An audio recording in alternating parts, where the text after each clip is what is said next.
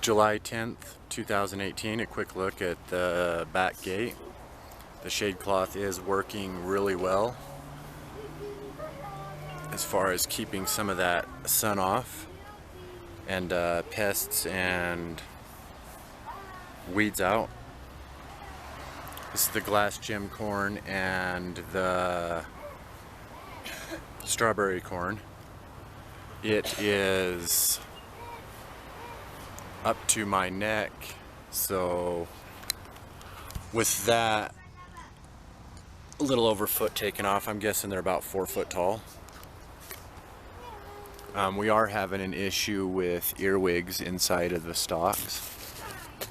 I heard that you could take care of that possibly with cooking oil. I'm not quite sure about that. Black Diamond watermelon is being grown for its just one melon. We're going to try to do one melon, one stem. Oregano's in there. Oregon giant peas never took. Sweet basil. This is our watering system until the cherry bush gets better, and then we will be putting it in this spot right here. So these things are kind of temporary. Moringa failed out. We'll be trying that again next year. We're going to start it in pots or containers instead of trying to direct sow it. Our environment's super dry. We have a lot of cold. So we've struggled with moringa, citrusy things as far as getting them started. Once we can get them started and going well, we can do pretty well with them, but getting them going's kind of rough. Probably going to clip some of this. Blue Tucson rosemary. German chamomile is having a lot of issues in the soil it's in. The dill never kept on the Densiformis U. The cilantro is just a herb plug we put in there. The dill never went. It's just too shadowy in there, too cluttered and stuff. So we kind of figured that with a lot of the herbs and stuff like that, we would give them a shot. This is the Densiformis U though. It's doing really well. The Green Beauty boxwood is doing well also. We had to stop top watering it. We were watering the bushes in like this because we have watering systems for everything. When it comes to the shrubs, they're a little more durable, so sometimes we neglect to maybe treat them the way they were. But I got a garden gnome in here somewhere. There he is. I don't know if you guys can see him. That would be his face right there. Backside might be a little bit better look. Green Beauty boxwood. The toothache plant that was in there with it, it fell out. We got flea beetles.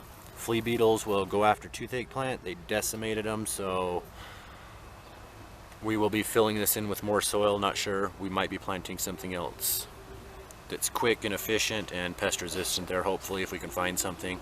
If not, we'll just be filling it in to refertilize it and give it a little more strength before it winters over again. Golden Euonymus, it's always doing good. We can take these branches and recreate this plant. I know it takes a few months to get rooting and stuff, but we have all the ability. It probably should be cut back at this point just so it can get some more growth before the cold season, but we're not quite sure. We don't want to cut it back unless we can use these because they are just a really cool and durable plant. It looks like a rose.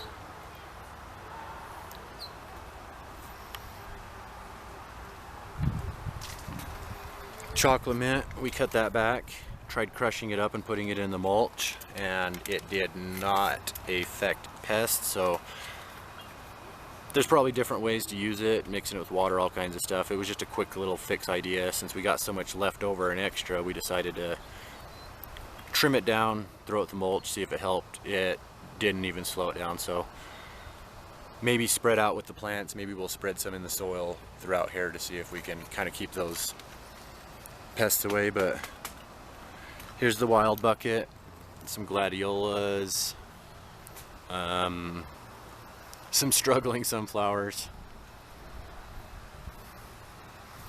We'll probably throw the Alaska daisies and the cleome in here.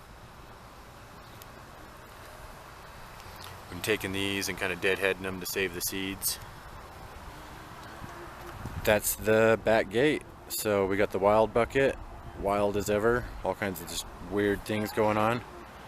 Chocolate mint had to be cut back, doing well. Golden Unanimous doing well. Green Beauty Boxwood doing well. Toothache plant decimated. Densiformis U doing well. Dill, not enough sunlight and a bad condition for it, so it failed out. Blue Tucson rosemary, really small plant and kind of slow growing, but doing well. The chamomile, struggling immensely through the soil. It's kind of in patches here and there. We're trying to get the soil around it a little bit looser, little by little. Not sure if that'll ever produce anything for us this year or not, but we'll see. Sweet basil, needing trimmed on some of the leaves for better light. Moringa failed out. We're going to give that another try either this year over the winter or at the beginning of next year.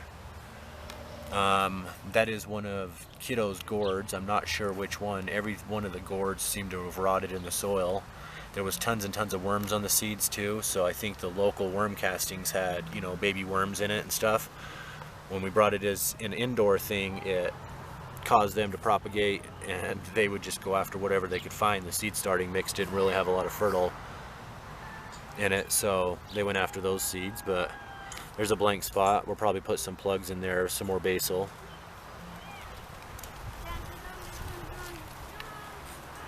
And the corn, glass gem and strawberry popcorn, 4 foot high, doing pretty good. Slight earwig issue. I might put some oil in the stalks. I heard that'll help with them a little bit. Black diamond watermelon, oregano, Oregon giant peas all failed out. Back gate though, overall, quite a bit of growth. We got these wild sunflowers out here. The back gate. Love you guys. Thanks for watching.